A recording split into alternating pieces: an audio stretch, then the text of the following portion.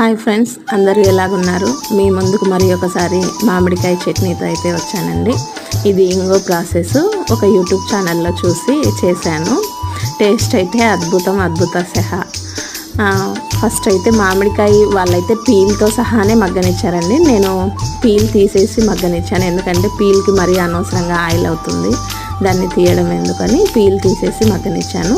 ఈ వీడియోలో చూపించిన విధంగా జీలకర్ర వేసి ఈ మామిడికాయ, పచ్చిమిర్చి, టమోటా ఇవన్నీ వేసుకొని తర్వాత తగినంత ఉప్పు, కారం, పసుపు వేసి ఉల్లిగడ్డలు అయితే వాళ్ళు మిక్సీకి ఆడిచ్చారు. నేను వద్దు, మిక్సీకి ఆడించడం వద్దని సపరేట్గా కలుపుకొని పోపు అయితే పెట్టుకున్నాను.